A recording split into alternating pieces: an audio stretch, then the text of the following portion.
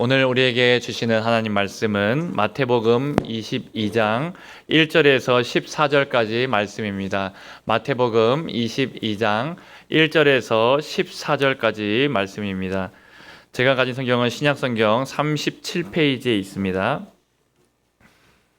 한 절씩 교독하고 마지막 절 합독하겠습니다.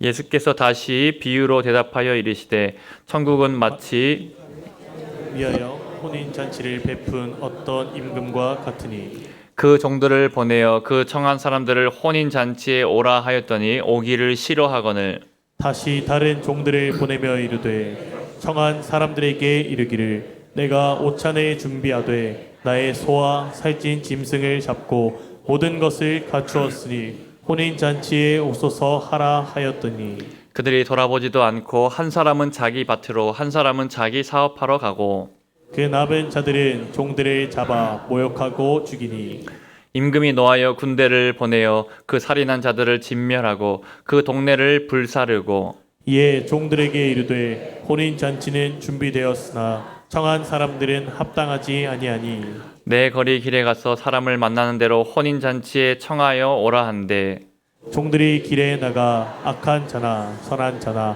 만나는 대로 모두 데려오니 혼인잔치에 손님들이 가득한지라. 임금이 손님들을 보러 들어올새 거기서 예복을 입지 않은 한 사람을 보고 이르되 친구하여 어찌하여 예복을 입지 않고 여기 들어왔느냐 하니 그가 아무 말도 못하거늘 임금이 사원들에게 말하되 그 손발을 묶어 바깥 어두운 데에 내던지라 거기서 슬피 울며 이를 갈게 되리라 하니라. 청함을 받은 자는 많되 행함을 입은 자는 적으니라. 아멘. 할렐루야. 오늘 주일 예배 가운데 나오신 모든 여러분들을 주님의 이름으로 환영하고 축복합니다. 어제 우리 위임식이 또 하나님의 은혜 가운데 잘 마쳤습니다. 약 350분에서 400분 정도의 많은 분들이 오셔서 축하해 주시고 축복해 주셔서 참 감사드립니다. 어제 우리 성도님들 중에서 수건을 못 받은 분들이 많이 계신 것 같습니다. 제가 믿음이 조금 적었던 것 같습니다. 그래서 약 100에서 120개 정도 더 이제 주문을 할 예정이니까 다음 주에 우리 못 받으신 분들만 수건을 꼭 받아 가시기를 바랍니다. 저는 위임식을 통해서 이번에 하나님의 은혜를 다시 한번 생각해보고 또 감사하는 시간들을 가졌습니다. 제가 신앙의 집안에서 태어나서 가족 중에 좋은 목사님도 2분이나 계시고 정말 믿음 좋으셨던 우리 친할머니가 신앙으로 키워주신 것도 감사합니다. 저희 부모님께서 언제나 기도하시고 또 저를 위해서 밀어주셨고 격려해 주셨고 지지해 주셨던 것도 감사합니다. 어제 우리 위임식 때 또 제가 전에 사역했던 성안교회에서 우리 정말 많은 분들이 오셔서 축하해 주셨습니다. 중직자들은 아마 거의 다 오신 것 같습니다. 좋은 교회에서 또 사역했던 것도 감사하고 또 오늘 우리 좋은 샘물교회에서 우리 귀한 성도님들 만난 것도 복이라고 생각합니다. 여러분께서 우리 샘물의 성도님들이 한 마음으로 그렇게 기도해 주셨고 또 함께 위임식과 여러 가지 교회 일들에 봉사해 주셨고 교회를 섬겨 주셔서 감사드립니다. 우리 교회가 계속해서 은혜 위에 든든하게 세워져 가기를 주님의 이름으로 축복합니다. 어제 오신 목사님들이 다 자기 교회 이야기 하시더라고요. 성안교회가 좋고 또 고연교회가 좋고 은혜로 교회가 좋은데 여러분 우리 부산에서 제일 좋은 교회가 어느 교회입니까? 예, 우리 샘물교회인 줄로 믿습니다. 할렐루야. 예. 제가 오늘 무슨 말씀을 전할까 하다가 지난주 새벽 기도회 때 받은 말씀 중에서 우리에게 주시는 말씀을 함께 나누려고 합니다. 오늘 예수님께서 천국을 혼인잔치에 비유하십니다. 여러분 이 잔치는 어떤 곳입니까? 기쁨이 있고 웃음이 있는 곳입니다. 어제 위임식 때도 이런 잔치 자리였었죠. 기쁨이 있었고 웃음이 있었습니다. 여러분 천국의 작은 모형이다라고 하는 교회도 마찬가지입니다. 교회에도 천국 잔치처럼 늘 기쁨이 있고 즐거움이 있고 천국 시민인 우리의 삶과 우리의 신앙도 기쁨의 신앙입니다. 예수님 믿는 사람들은 세상이 말하듯이 예수님 믿는 사람들은 답답하고 뭔가 무거워 보이고 그런 것이 아니라 우리의 신앙은 또 우리 교회는 기쁨의 신앙, 기쁨의 교회가 되기를 주님의 이름으로 축복합니다. 오늘 비유의 내용에 보니까 2절 말씀에 천국은 마치 자기 아들을 위하여 혼인 잔치를 베푼 어떤 임금과 같다라고 말합니다. 여러분, 혼인 잔치를 누가 열었습니까? 어떤 임금이 아들을 위해서 열었습니다. 여러분, 왕이 베풀었다는 말은 이 잔치는 그냥 작은 잔치가 아니라 국가적인 행사다라고 말할 수 있습니다. 그리고 3절 말씀에 보니까 그런데 종들을 보내서 그 청한 사람들을 혼인 잔치에 오라 하였더니 오기를 싫어했다라고 나옵니다. 여러분, 이 3절 말씀을 다시 한번 보시면 조금 이상한 부분이 나옵니다. 이 문장이 이상한 부분이 눈에 띄는데 그 청한 사람들을 이라고 나옵니다. 여러분, 이 말은 이 초청이 지금 첫 번째 초청이 아니라 두 번째 초청이다라는 것을 말해줍니다. 이미 이 초청 전에 한 번 더 초청이 있었고 그 초청했던 사람들에게 다시 한번 종들을 보내서 2차로 초청을 했다라는 것을 이야기해 줍니다. 당시 우리 고대 히브리인들이라든지 또 유대인들의 관습에 보면은 이렇게 2번 이상 초청했습니다. 첫 번째 초청할 때는 그들에게 가서 이 잔치에 올 수 있는지 또 올 수 없는지 참석 여부를 먼저 물어봅니다. 그리고 두 번째 초청으로 다시 한번 사람을 보내가지고 어느 정도의 규모로 어떤 장소에서 이제 정확하게 몇 시에 이제 이 예식이 시작되는데 동의했던 그 예식에 꼭 와달라고 다시 한번 확정하는 그런 사람들을 보냅니다. 여러분, 이렇게 지금 오늘 본문의 시작에 나오는 초청은 두 번째 초청인데 이런 왕의 초대에 대해서 사람들의 반응이 굉장히 의아합니다. 안 가겠다라고 그렇게 싫어하면서 가지 않겠다라고 말합니다. 여러분, 지금 이 잔치가 누구의 잔치입니까? 왕의 아들의 잔치, 곧 왕이 베푸는 잔치인데 여러분, 자기들이 오겠다라고 이미 동의해 놓고 근데 다시 마음을 바꿔서 나는 가기 싫다라고 말하고 있습니다. 이때 여러분, 이 왕의 마음, 이 잔치를 초청한 왕의 마음이 어떻겠습니까? 제가 초청한 사람의 마음을 조금 알 것 같습니다. 어제 위임식을 제가 준비하면서 잔치처럼 이렇게 준비하고 사람들을 초청해 보니까 여러분, 사람들의 반응이 다 제각기입니다. 그때 초청한 사람의 마음이 어떤지가 제가 조금 깨달아졌습니다. 어떤 분은 정말 마음 다해서 축하해 주시고 또 축복해 주시는 분들이 있습니다. 카톡을 보내도 정말 정성껏 저와 함께 했던 시간들을 추억해 보기도 하고 또 저를 위해서 축하해 주고 또 축복해 주고 기대의 말까지 다 담아 가지고 정성껏 카톡을 보내주는 그런 동기 목사님도 있었고요. 또 어떤 분은 이제 미국에 연수 갔다가 2년 정도 연수를 하고 돌아온 의사인 그런 믿음의 동역자가 있습니다. 근데 제가 그분이 돌아온 지 한 2주밖에 안 돼가지고 연락을 안 했습니다. 피곤할 것 같고 바쁠 것 같아서 연락을 안 했는데 어제 오셨더라고요.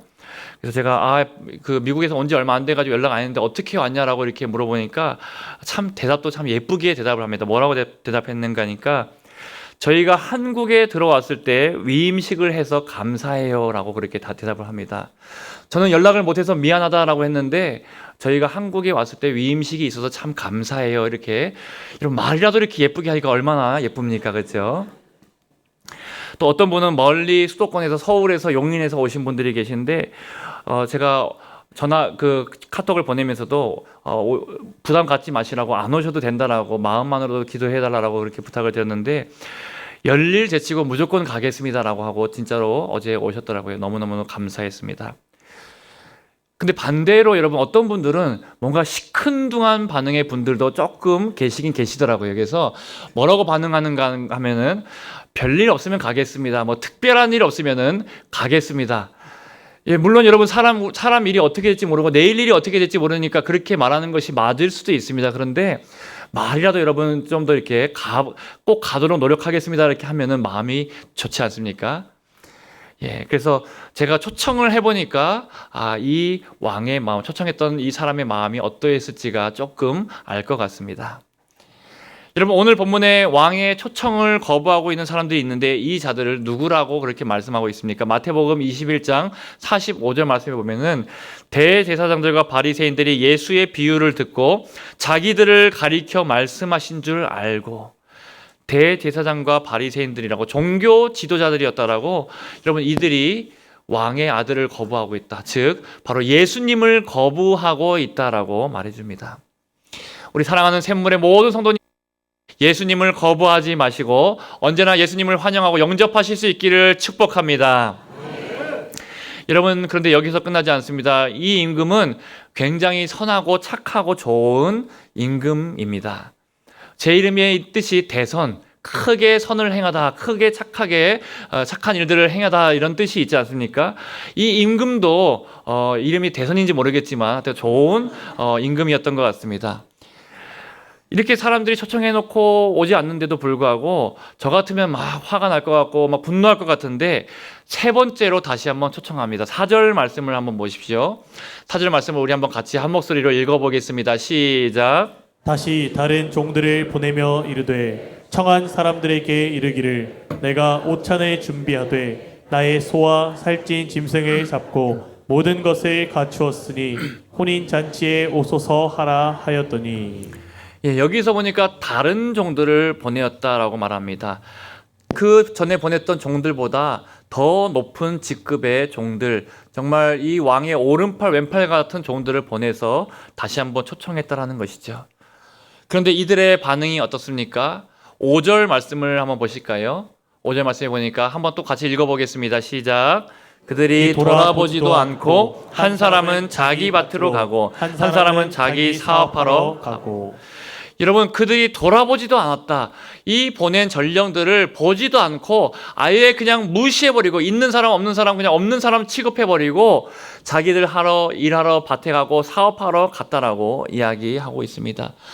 전령만 무시한 것이 아니라 종만 무시한 것이 아니라 보낸 왕까지 다 무시해버리고 있습니다. 이 본문에서 생각해 볼 것은, 먼저 절대자인 왕이 이렇게까지 손님들한테 자세를 낮춰서 부드럽게 그리고 간절하게 호소하고 있다는 것, 초청하고 있다는 것이 먼저 놀라운 일이다라고 할 수 있습니다. 이 왕이 지금 누구를 상징합니까? 비유를 통해서 바로 하나님을 우리에게 보여줍니다. 하나님께서 놀라운 천국의 잔치를 준비하셨고 우리를 초청하셨습니다. 여러분, 우리도 생각해보면 그렇습니다. 누군가 우리에게 복음을 전해주었을 때 하나님께서 이 위대한 잔치에 초청장을 보내셔서 우리를 초대하신 것입니다.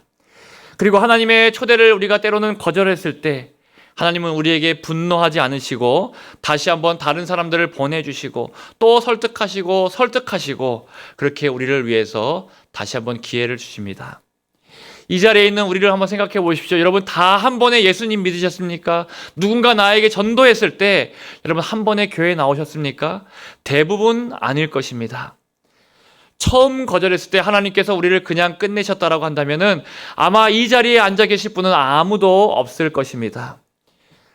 다 몇 번씩은 거절하고 또 이렇게 나는 다른 일 하러 가겠다라고 말했는데 하나님은 우리를 기다려주시고 설득하시고 그래서 우리가 이 자리에 나와 있는 줄로 믿습니다. 여러분, 하나님께서 우리를 기다려주시고 설득하실 만큼 우리는 귀한 존재인들로 믿으시기를 축복합니다. 우리 자체가 귀한 것이 아니라 하나님이 우리를 귀하게 여겨주셨기 때문에, 우리에게 은혜를 베풀어 주시기 때문에 우리가 귀한 존재입니다.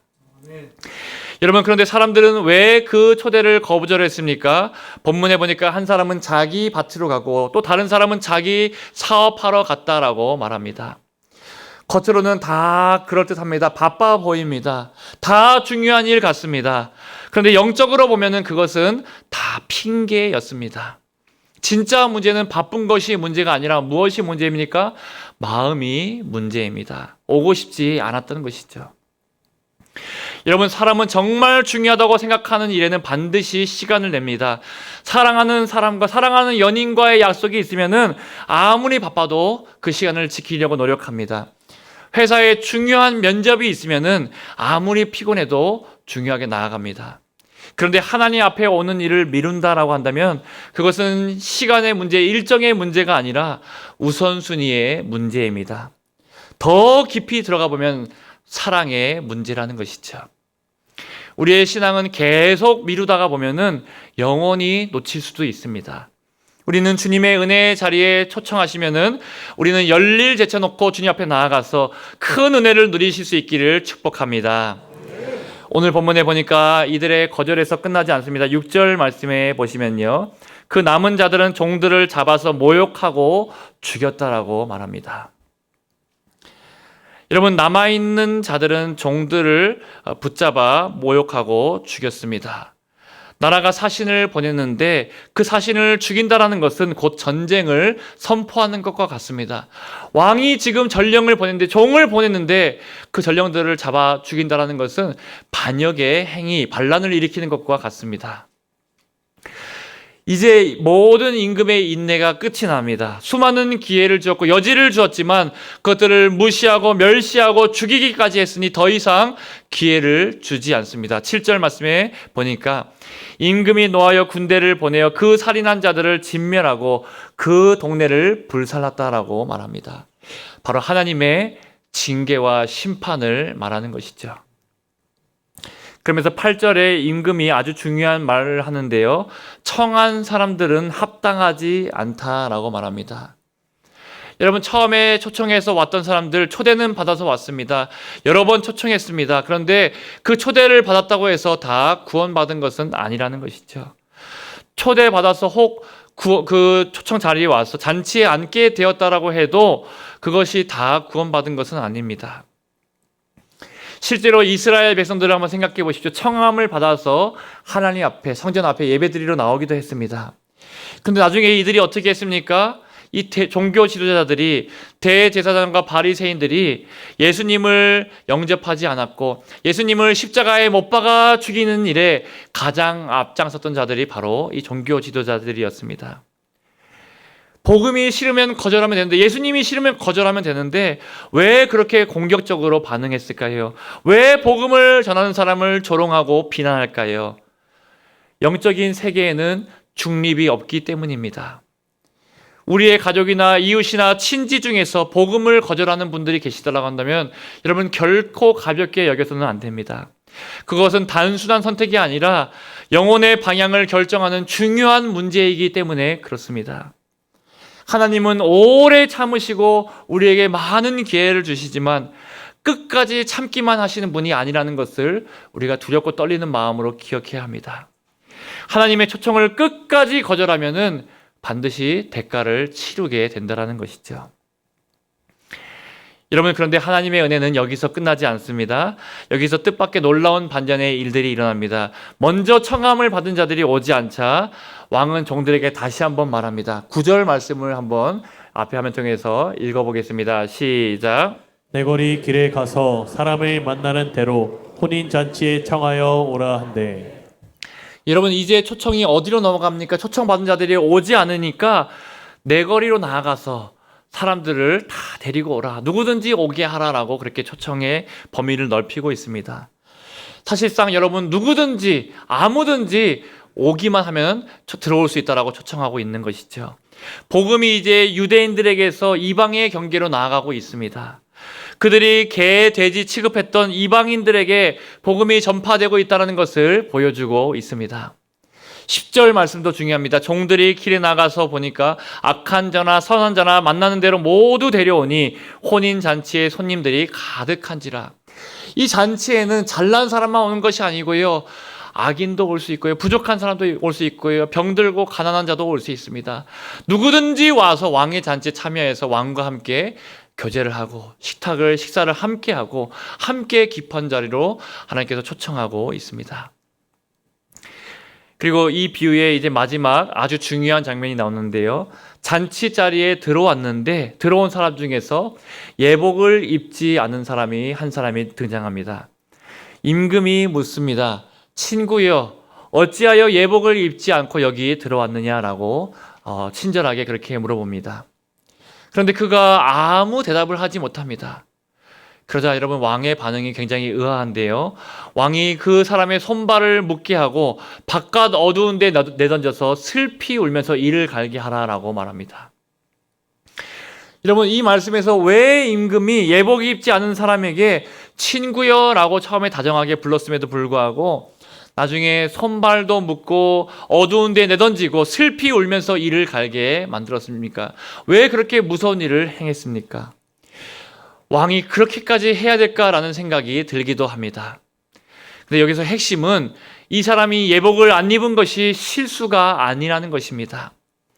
당시 왕의 잔치나 혹은 왕의 잔치가 아니라도 혼인 잔치가 있다라면은 준비한 예복을 반드시 입고 잔치에 들어가야 했습니다. 여러분, 그런데 지금 이 사람이 예복 입지 않고 잔치에 왔다는 말은 잔치에는 들어오고 싶은데, 그런데 임금의 방식은 따르기 싫다라는 것을 가리켜서 보여줍니다. 쉽게 말하면 나는 들어가서 은혜와 복은 받고 싶은데 내가 왕의 말씀대로 순종하여서 변화받기는 싫고 여전히 내 마음대로 살고 싶고 구원은 받고 싶은데 왕의 다스림은 받기 싫은, 그렇게 거부하는 태도를 보여주고 있습니다. 이 사람이 지금 예복을 입지 않는 것은 가난해서 입지 않은 것이 아닙니다. 준비할 시간이 없어서도 아닙니다. 왕의 은혜를 거절하는 것이고 지금 내가 입고 있는 옷, 자기 옷으로도 충분하다라고 그렇게 생각하고 들어간 것이죠. 여러분, 이것은 영적으로 굉장히 중요합니다. 교회에 오는 것만으로 충분하지 않습니다. 이 자리에 나와서 예배드리고 있는 것만으로 충분하지 않습니다. 우리는 반드시 예수 그리스도의 십자가의 은혜로 주신 의의 옷을 입어야 될 줄로 믿습니다. 여러분, 이 의의 옷은 우리가 예수님 믿기만 하면은 주시는 의의 옷입니다. 따지지도 묻지도 않고 자격도 공로도 묻지 않으시고 예수 그리스도의 십자가의 보혈로, 또 예수 그리스도의 십자가의 공로로 우리에게 주시는 의의 옷입니다. 여러분, 나의 자격과 나의 공로와 나의 선행과 나의 노력으로는, 나의 열심으로는 천국에 들어갈 수 없지만, 이 왕의 잔치에 들어갈 수 없지만 오직 예수 그리스도의 보혈로, 또 예수 그리스도의 의의 옷을 입은 자만이 들어가게 될 줄로 믿습니다. 그래서 예수님은 말씀하시죠. 청함을 받은 자는 많되 택함을 받은 자는 적으니라. 여러분, 이 말씀은 초대받은 것과 응답한 것은 다르다라는 것이고, 교회에 출석하는 것과 예수님을 만난 것은 다를 수도 있다라는 것입니다. 종교 생활을 오래 한 것과 신앙인으로 거듭난 것은 다르다라고 말하는 것이죠. 이 자리에 계신 우리 모든 성도님들은 어린 양의 혼인잔치에 청함을 받았을 뿐만 아니라 택함을 받는 복 있는 성도님 되시기를 주님의 이름으로 축원합니다. 이 청함과 택함에 대해서 제가 생각해 보면서 한 일이 떠오릅니다. 엊그저께 금요일에 저희 아들, 첫째 아들 이한이가 이제 3학년이 되어서 이제 학교에 갔는데, 엊그저께 금요일날 이제 반장 선거에 처음으로 나가게 되었습니다. 열심히 준비했습니다. 나무젓가락을 가져가서 저를 반장으로 뽑아주시면은 똑 부러지는 반장이 되겠습니다. 이렇게 말하고요. 또 저를 반장으로 꼭 뽑아주세요라고 하면서 휴지를 들고 가지고 또 저를 꼭 뽑아주시면 제가 열심히 반장으로 열심히 이렇게 섬기겠다라고 이렇게 했습니다. 여러분, 누가 시켰겠습니까? 제가 뒤에서 또 다 가르쳐주고 또 조언해주고 이렇게 한번 해보라고 아이디어까지 다 내었고 이렇게 알려줬습니다. 자, 그러면 이제 이한이가 가서 반장 선거에 나갔는데, 처음으로 나갔는데 결과가 어떻게 되었을까요? 결과가 똑 떨어졌습니다. 예, 그래서 한 표 차이로 아깝게 3등 해가지고 반장, 부반장을 못하고 3등으로 떨어졌습니다. 제가 마음이 너무 아프더라고요. 제가 이렇게 가르쳐줬는데 이게 잘 안 돼가니까 마음이 좀 아프더라고요. 여러분, 반장 선거에서도 택함을 받고 싶어도, 내가 반장이 되고 싶다고 하더라도 내 마음대로 택함을 받는 것이 아니죠. 여러분, 이런 것을 생각해 보면은 하나님께서 우리를 청해 주시고 은혜 자리로 초청해 주시고 우리를 택해 주신 것이 얼마나 큰 은혜인지 생각해 보게 됩니다. 여러분, 우리에게는 하나님께서 나를 택할 만한 근거나 자격이나 공로를 전혀 찾아볼 수가 없습니다. 오직 하나님의 크신 은혜가 아니고는 우리가 택함 받을 수 없다라는 것이죠. 나를 택해 주시고 은혜의 자리에 초청해 주시고 왕의 식탁에 나와서 함께 교제하고 함께 기뻐하고 함께 식사를 나눌 수 있는 그런 우리 은혜 자리로 불러주신 하나님께 감사할 수 있는 저와 여러분들 되시기를 축복합니다. 그 왕이신 주님께서 우리에게 나오라고 하시는 자리가 있습니다. 새벽 기도의 자리, 금요 치유 기도의 자리. 여러분, 부담으로 갖지 마시고 바빠서 못 온다고 하지 마시고 이 은혜의 자리에 언제든지 제일 먼저 나오실 수 있기를 주님의 이름으로 축복합니다. 그리고 은혜로 택함 받고 나니까 이제 어떻게 됩니까? 은혜에 반응하여서 주님의 사명자로, 주님께서 택하실 때 적극적으로 반응하여서 사명자로 살아가게 됩니다. 어제 저도 위임식 때 하나님의 은혜를 생각해 보면서 감사하면서 이런 고백을 했습니다. 시편 기자의 고백이었죠. 내게 주신 은혜를 내가 무엇으로 여호와께 보답할까? 내가 주께 드린 서원을 갚겠나이다 라고 마음 담아서 하나님께 고백을 올려드렸습니다. 여러분, 제가 중학교 때 중2 때 목사가 되기로 선언했습니다. 작은 아버지가 목사님이신데 목사님을 보면서 나도 저런 목사님이 되고 싶다라고 하나님 마음 주셔가지고 중학교 2학년 때 아무것도 모르면서도 은혜 받아가지고 그렇게 목사가 되겠다고 서원했습니다. 근데 하나님께서 그 작은 아이의 서원을 받으시고 기쁘게 받으셔서 목사로 세워주시고 또 담임 목사로 위임까지 받게 해주셨습니다. 뒤돌아보면 은혜가 얼마나 많은지, 감사할 것이 얼마나 많은지 모릅니다. 그 은혜에 반응하여서 저도 하나님 앞에 다시 한번 서원하였습니다. 내게 주신 은혜를 내가 무엇으로 여호와께 보답할까? 주님께 내 서원을 갖겠습니다. 하나님, 목양 1년의 마음으로 좋은 목사가 되겠습니다. 우리 성도들의 양떼들의 형편을 돌아보고 소떼의 마음을 두고 목양에 힘쓰는 목사가 되겠습니다. 그렇게 다시 한번 주님 앞에 서원하면서 결단하면서 기도했던 것이 기억이 납니다. 어제 다른 교회 어떤 분께서 저에게 봉투를 하나 주시면서 그렇게 적어주셨더라고요. 목사님, 훌륭한 목사님 되려고 하지 마시고 좋은 목사님 되시면 좋겠습니다. 그렇게 적어주셨더라고요. 저는 무슨 의미인지 알 것 같습니다. 훌륭한 목사님 되려고, 위대한 일들을 하려고, 큰 교회를 하려고 그렇게 야망을 가지고 또 욕심을 가지고 하는 것도 필요할 수 있겠지만 그것보다 좋은 목사님이 되면 좋겠다, 그런 마음이었던 것 같습니다. 주님께 좋은 그런 목회자가 되고 또 성도님들께 좋은 목회자가 되길 바라는 그런 마음으로 제가 읽혀졌습니다. 그래서 하나님의 은혜에 감사하고 또 은혜를 잊지 않고 은혜에 보답하는 목사가 되자, 그런 마음들로 성도들을 위해서 또 정말 종의 마음으로 섬기는 목사가 되자, 그런 마음을 어제 품어보게 되었습니다. 여러분, 저도 그런 좋은 목사가 되도록 여러분 기도해 주시기를 바랍니다. 그리고 우리 성도님들도, 우리 교회도 한 마음이 되어서 받은 은혜, 여러분 우리 삶 가운데 은혜가 없는 성도님들 아무도 없을 것입니다. 다 은혜가 있기 때문에 이 자리에 나와 계실 것입니다. 받은 은혜를 기억해보고 감사하면서 그 은혜에 반응하여서 사명자로 세워지시기를 축복합니다. 하나님, 내게 주신 은혜를 내가 무엇으로 보답할까? 하나님, 그 은혜에 반응하여서 사명자로 살겠습니다. 하나님, 맡겨주신 은혜에 감사하며 맡겨주신 모든 사명에 충성된 종이 되겠습니다. 그런 마음으로 함께 달려나가면 좋겠습니다. 여러분, 오늘 말씀에 종들을 사거리로 보내었습니다. 열심히 이들이 가서 전도에 와서 잔치에 사람이 꽉 차게 만들었습니다. 우리 교회도 계속해서 기도하고 전도하고 기도하여서 또 은혜에 반응하여서 모이면 기도하고 흩어지면 전도하여서 우리 교회에 영혼 구원의 기쁨이 넘치고 영혼 구원의 잔치가 되기를, 그런 잔치 같은 교회가 되시기를 주님의 이름으로 축원드립니다. 여러분, 오늘 말씀을 마무리합니다. 우리 천국과 천국의 작은 모형인 교회는 어린 양의 혼인잔치와 같은 기쁨이 있는 곳이다라고 말씀드렸습니다. 우리는 그 잔치에 초대받은 사람들입니다. 여러분, 그러므로 우리 먼저는 우리 안에 기쁨이 다시 한번 회복되시기를 축복합니다. 신앙의 의무로 신앙생활하는 것이 아니라, 여러분 기쁨이 사라졌다면 다시 한번 주님의 앞에 나아가서 은혜의 보좌 앞에 믿음으로 담대히 나아가서 은혜를 구하십시오. 믿음의 빈손을 내밀어서 하나님, 저에게 은혜를 부어달라고 구하십시오. 그렇게 기도하시고 은혜를 받으시기를 축복합니다. 그리고 이 왕의 초청에 응답하여서 이제는 바쁜 것을 핑계로 하는 것이 아니라 언제든지 주님께서 은혜 자리로 초대하시면은 예라고 응답하시면서 주님께 나아가십시오. 우리에게 입혀주신 예수 그리스도의 의의 예복을 입고 은혜를 붙잡으면서 주님 다시 오실 날까지 그렇게 의의 예복을 입고 준비하면서 기도로 준비하시기를 축복합니다.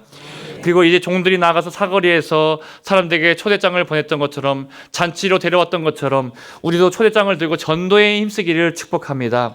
우리 교회는 계속해서 전도에 힘써서 영혼 구원의 촛대가 다른 데로 옮겨지지 않고 우리 교회를 통해서 전도의 열매를 맺고 영혼 구원의 많은 역사들이 우리 교회를 통해서 일어나게 되기를 주님의 이름으로 축원드립니다. 이 일에 귀하게 쓰임 받는 저와 여러분들 다 되시기를 주님의 이름으로 축복하고 축원합니다.